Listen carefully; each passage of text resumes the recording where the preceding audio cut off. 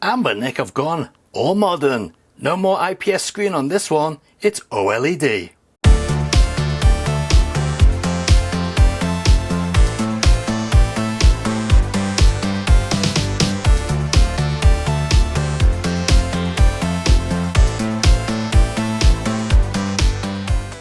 So yes, as mentioned in the intro, Anbernic have ditched the IPS screen for their latest model and gone OLED, or OLED if you prefer. This is the RG503. Let's take a look and see what we get in the box. And as is usual with Anbernic devices, the box is pretty straightforward, nothing too spectacular. So we get the usual foam on the top, we get the little bag which the console came in, and underneath the tray we have a few accessories, and we get some nice accessories as well. Well, better than what you normally get, which is nothing. So we've got a USB-C cable, so a USB-A to USB-C cable that's used for charging the device. We have a 64 gigabyte micro SD card. This is the card which contains all the ROMs. The actual operating system is on an SD card which is pre-installed into the machine. We also get some screen wipes, and that's because we get a glass screen protector. No plastic, glass. That is good. And of course we have the little leaflet or instruction manual. One side Chinese, the other side being English. The typical Anbernic style manual. Easy to follow and tells you what you need to know. But you don't really care about all this stuff, you want to see the actual device, so let's take a look at that. And like magic, here it is. So I've gone for the metallic blue model, and unlike previous machines, this one is made of plastic. It's not a metal one, even though it kind of looks metal, or aluminium I should say, because that's what they were made out of. It's a little bit light, but not too light. It's got a solid feel to it. Lovely D-pad on there, it's got a nice bit of travel. The standard analog controllers, pretty much the same as a Switch to be honest, and reasonable buttons. Not clicky, but not spongy either. Not bad at all. On the top of the machine we have our clicky L&R buttons. We've got the extra controller socket there, so you can plug in a USB-C dongle and use a controller that way, or use a separate controller Bluetooth style. We've got a headphone out. We've also got a HDMI out, mini HDMI out, and the input for charging. That's also USB-C. On the back of the device, nothing at all, but we've got some nice grips, very similar to an Xbox Series controller there. Feels good. On the bottom we have two micro SD card ports. This one has the pre-built OS on it. We've got a reset button. I'm not sure what that button is. It says F. We'll find out what that does. And we've got another SD card port there, which is going to be used for installing the ROMs. Stereo speakers as well. On this side we have the power switch, and on this side we have the volume rocker. And the volume rocker is recessed, so you're not going to be pressing it accidentally with your hands when you're playing like this. Alright. And someone's going to ask, yes, the power button is also recessed, so you're not going to have any problems with that. So first thing to do is we've got to plug in the SD card with the ROMs and then boot up the machine. Alright, so I presume it just goes in this way. Nope, it's upside down, so it goes in this way. Alright, and let's power on the system. There we go, there we got the little light on. Let's see how quickly it boots up. Oh, there we go. Straight away I can tell that that is not an IPS screen, that is an OLED screen. That is very vibrant. I'm not sure how it's going to come across on this video, but that is pretty nice.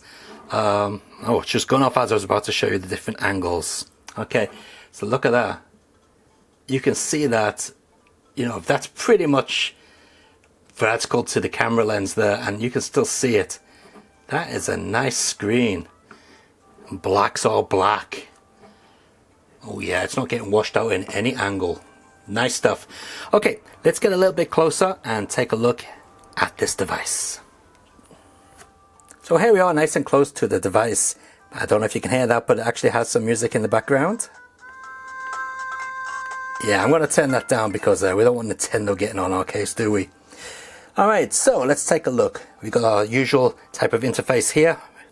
Alright, so main, one color, Capcom System 1, 2, and 3, MSX, PC Engine, Game Boy, Super Nintendo, Nintendo 64, Game Boy Color, Game Boy Advance, Nintendo DS, Open Beat of Age. We've got our options there. Master System, Mega Drive, Game Gear, Dreamcast, there we go, Neo Geo Pocket, PlayStation, PSP. Alright, so we do have quite a lot of good stuff in here. Now, I'm not going to go through all the simple systems, such as the 8-bit systems and the 16-bit systems, because we know they're going to work. So let's jump into the deep end and go with a bit of, we'll go with some Nintendo 64. Let's see what we've got in the list. Okay, we've got Banjo-Kazooie, Castlevania, and Legend of Zelda. We'll go with a bit of Castlevania because it doesn't have an intro that goes on forever. Now, I also found by pressing the F key and the, I think it's R2, we should be able to get frames.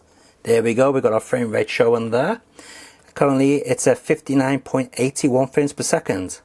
So, yeah, not bad. Okay, let's keep it on low resolution because this game does chug on a real Nintendo 64 in high resolution. And yeah, oh yeah, you can see the frames drop there. Alright, let's get into the actual game. Now, because this device is running RetroArch, it is possible that we could tweak it and you know, get this running at a stable 60, but I'm just running this as stock. So you know what you're going to get, the experience you're going to get out of the box.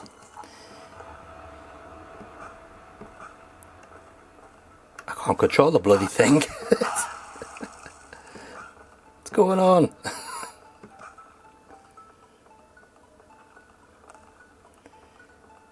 Yeah. Look at that, you can see it slowing down there. Okay, so it looks like Nintendo 64 is not going to be hot. Even on this unpopulated stage with nothing going on, it's slowing down, jerking and whatever, so yeah. Let's take a look at another system. In fact, let's do a montage.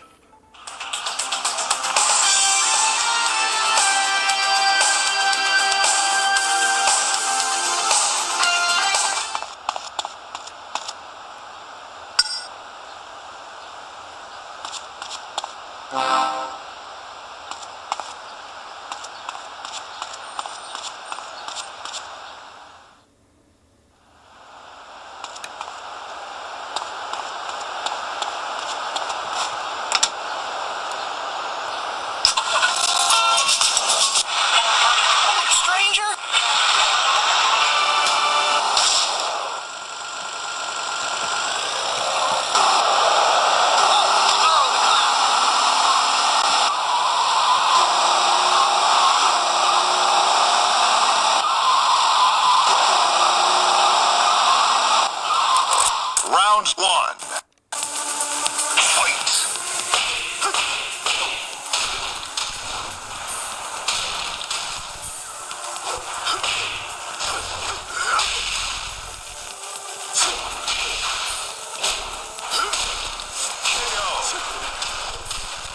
You win. Round two. Fight.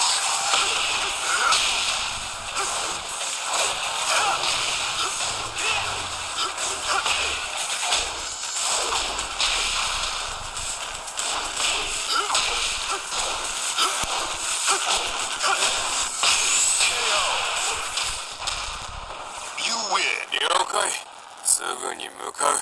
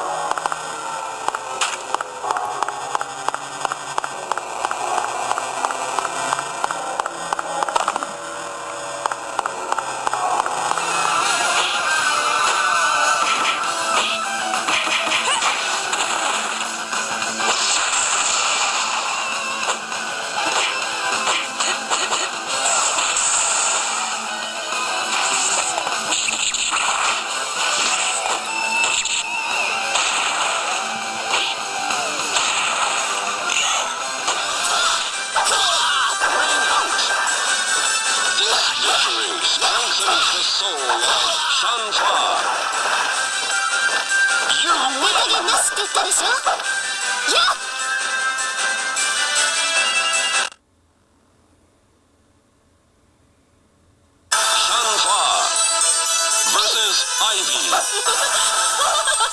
Battle 1, fight!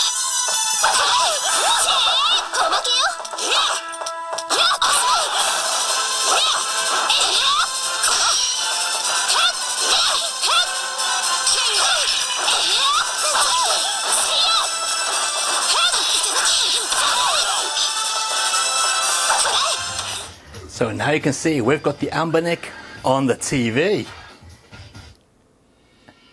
And I've also set it up so the music changes every time we change the system. So you get a theme tune from the system you're looking at. Although PlayStation and PSP are the same. So that's pretty cool. So let's check out a Street Fighter game and play it on the TV. Let's see how that works. We'll switch the lights off as well, so it looks even better. Okay, so we got 4 games here. Alright, we'll go with Second Impact. And I've got to tell you now that the sound is in stereo through this system, through the TV, and it sounds pretty good. And the picture quality is not bad at all. It's not blurred, it's got a nice pixelated look to it, as it should, as you can see there. And if you run it through something like a X5 or something, you can add your scan lines and so on. That's the American version. Alright, let's see if we can play this. I'll just turn up the sound a little bit. Okay, unfortunately you're watching this with sound coming through my lavalier mic, but I can promise you it is in stereo. Your character. Select your super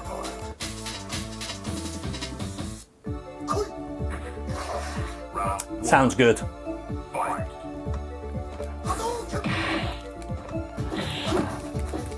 Alright, let's see if we can get the frames per second up on the screen as well. Just a minute. There we go. So you can see them in the corner. 60 frames per second, solid. Alright, it's dropped down by 0.1 frame there. But who cares about that?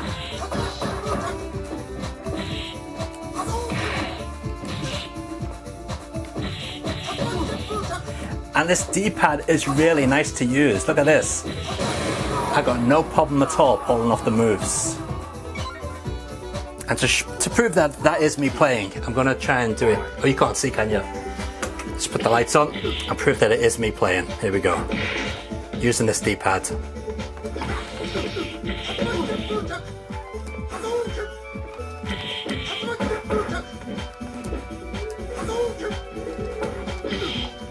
Try and do a Dragon Punch. Whoops. Oh, I've got to be on the other side from the Dragon Punch. Let me go over there. Here we go. Oh. There you go. Well, I got one out. The D-pad's nice. It feels good.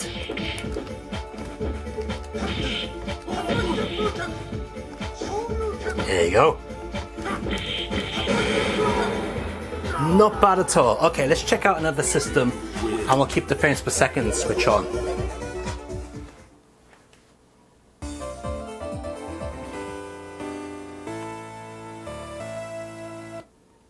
Let's get into this. If you've never played Contra on the MSX2, you really should try it out. It's pretty cool. No scrolling though, it's screen by screen. Am I dead already? How'd I pick this up? Come here. Oh, bloody hell. God.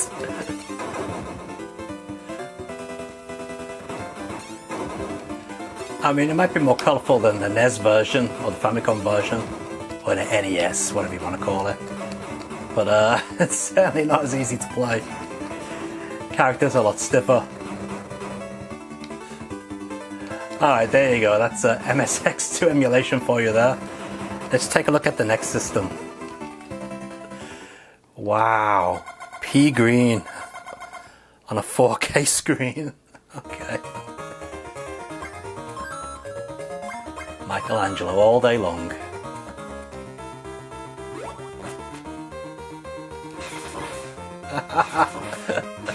That just seems so weird playing Game Boy on such a massive screen.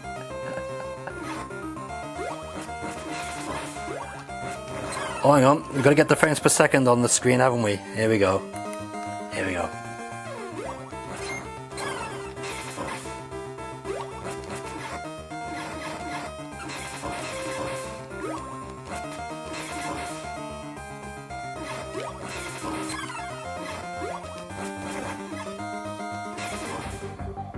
No matter how many times I heard this theme tune, it never gets old. It's a classic. And I always do that too. Press the bloody bomb button. No matter how many times I play this, I always drop the bomb there. Now you may be thinking that this is jerking around, but no, this is what it looks like on a real Super Famicom. And you can tell, because the frames per second in the corner, they're holding up. This is how the game runs. Nice.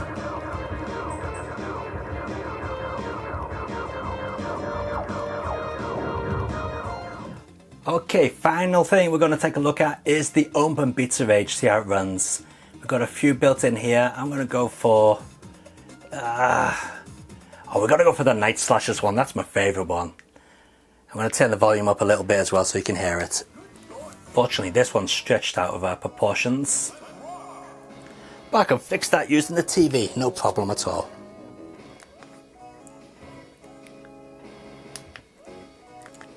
No, thank you, that's better. Alright.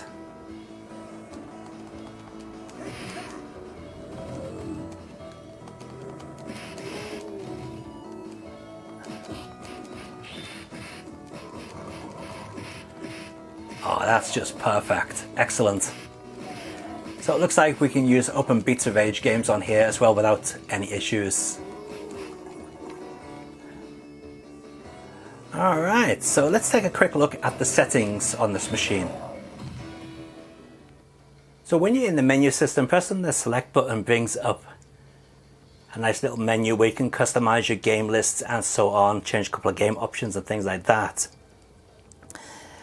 Pressing the start button brings up a whole host of different options. So we can go into the Kodi menu settings here, and we can set up a media center using the device. Once it resets itself, that is, to the Kodi operating system. And here we go, we are now in Kodi on the Anbernic. So you can set this all up so you can stream games, well not games, movies, music videos and things like that, and whatever else you can do on Kodi. So that's pretty cool. Easy to get back to the Anbernic system. So we just go to exit to Anbernic and it should go back to the regular game menu. There we go, you can hear the music playing and we're back to the regular game menu. So that's pretty cool. Other things we can do is the usual settings, such as the UI settings. You can set all that up, change the different themes. So it's set to the Anbernic theme here. We've got Art PlayStation X theme, English version. Let's take a look at that and see what that looks like. Okay, it's just loading everything up. And there we go. We've got a different theme again. So that's pretty cool as well. So would I recommend the Anbernic RG503? Well, as long as you're not expecting to play Dreamcast, PSP and DS and maybe Nintendo 64 games perfectly, then yes, I would. I mean, it plays a lot of stuff really, really well. The fact that you can connect it to your TV via HDMI mini out of the box without any modding, any extra firmwares, whatever, is a nice little bonus. And as you can see, the picture quality is pretty decent. I mean, it's not super sharp, but then again, this is a 4K screen, so it is upscaling whatever the output of this thing's going to be. So yeah, not bad at all. I'll put a link in the video description down below if you want to check one of these out. down there. And if you're not watching this on a PC, get on a PC if you want to see the link. Alright, until next time guys, take it easy. And we'll be back with more hardware reviews in the near future. See ya.